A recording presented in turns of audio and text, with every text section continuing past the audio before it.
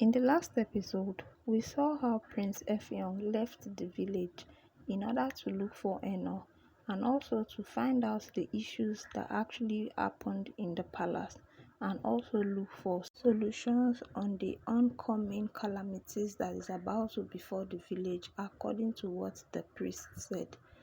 But Prince Effiong, not knowing what is going to happen, left, and back home, Prince Bassey, who is very happy with everything that is going on, was talking to his guard again, and the guard also asking him, "You look very much happy, Prince Bassey."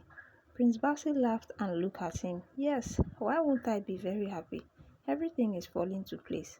Now that even my brother has left the kingdom, it is the right time for me to strike and follow up with all of my plans that I am having since." The guard said, "What plans is that?" Prince Bassey said, "Don't worry, you will see.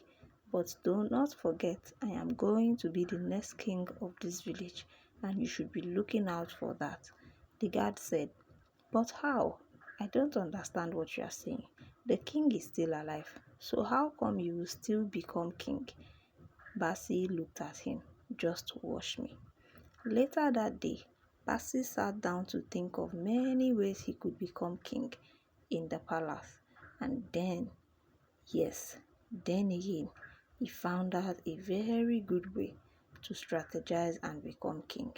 He thought about the best strategy that he would use to become king, and then made sure that he was the one that was serving the king lunch.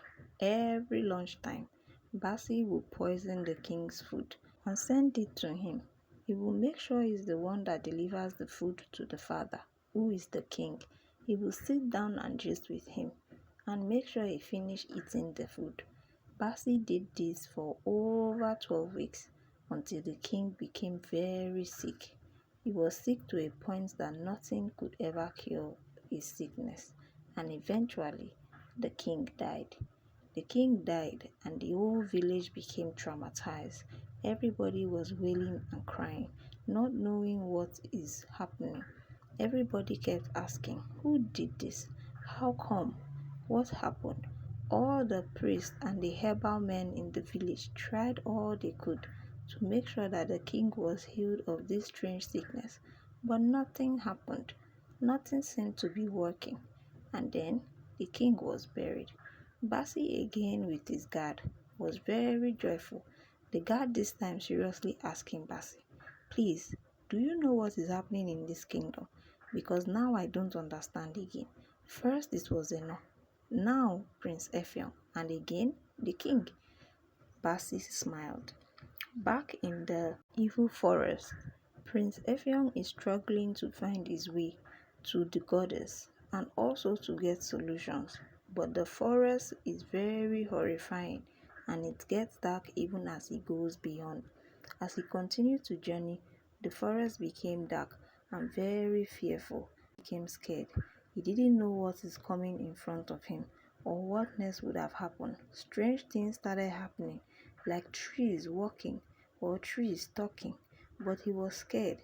So he focused on the journey, and soon he saw a bright light shining in front of him.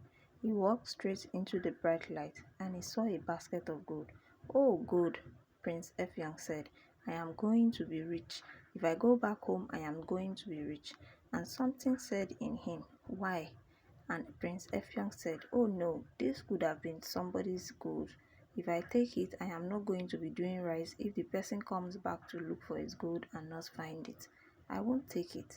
So Prince Effiong dropped it and continued on his journey to look for the goddess, find Eno, and also find solutions to the calamity which the priest had told him earlier was going to befall the kingdom. He kept going, he kept moving, but the forest was becoming more horrifying, and all of a sudden, he heard a noise from behind. He turned around and looked, and it was a very horrible creature, looking very fierce and horrible. "I am going to eat you today," the creature said. Prince Effiong said, "Please don't eat me. I am on a journey to seek for solutions for my kingdom. I do not want to die." "Ha ha ha," the creature laughed. Who is looking for solutions when there is hunger? I am super hungry and the gods have sent you to me. I am going to hit you. The other creature said, who is asking him for his opinion? Come, let's go and eat him. Prince Effiong started begging. Please, please, I am in pains already. My people are waiting for me already. Please do not eat me. I am the only solution that they are hoping on to find for the problems that is going to befall my community. Please, please, I beg of you. And Zephion continued to beg the creature, but would they allow him to go? Let's find out in the next episode.